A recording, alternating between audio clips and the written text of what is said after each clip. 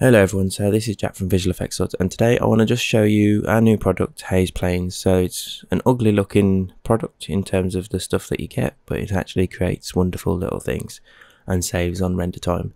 So we've got this little western scene, and let's just turn off the medium so we're not cheating. So we've got this nice scene and we just want to add fog, but we were going to use our Haze Planes products to save render time.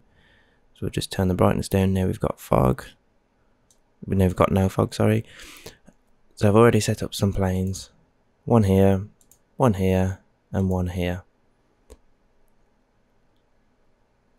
And what you'll see is it's actually added this fake fog.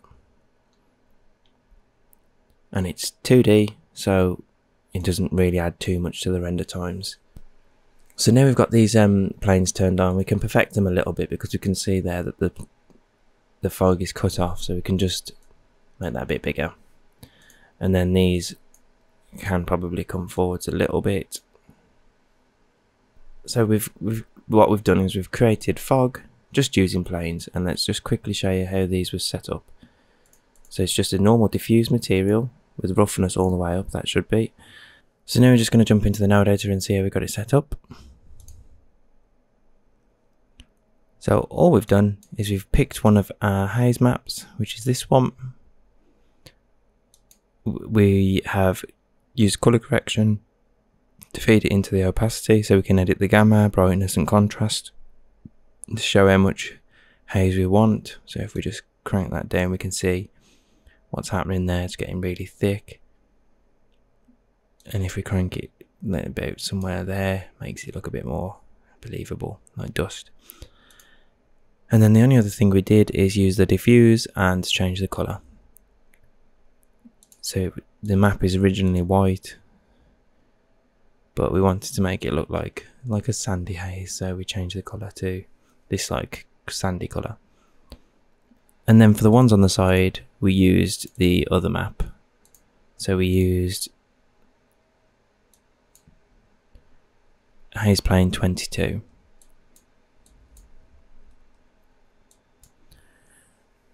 So they can be quite hard to see what's happening. So to double check what's going on, we usually just unplug the opacity and then just feed the image straight onto the texture in the diffuse channel, so we can move it around and get kind of a rough pattern of what we want. I'll make that bigger as well.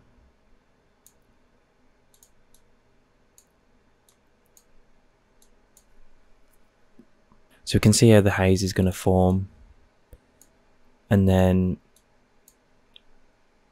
we just take that out of there, pick our desired colour again, and we're going for that sandy colour, probably more like this ground. And then we just feed the colour correction back into the opacity, and we can crank this up again and down to get more or less, actually make that lower again, more or less haze. And changing the contrast will create like more lumpy patches. So it just really helps add a bit more interest in the scene and a kind of fake volumetrics without having to add real volumes and fogs. So it doesn't really add to the render tone that much. So that's with, and then this is without. So hopefully you found this tutorial useful, and I will catch you on the next one.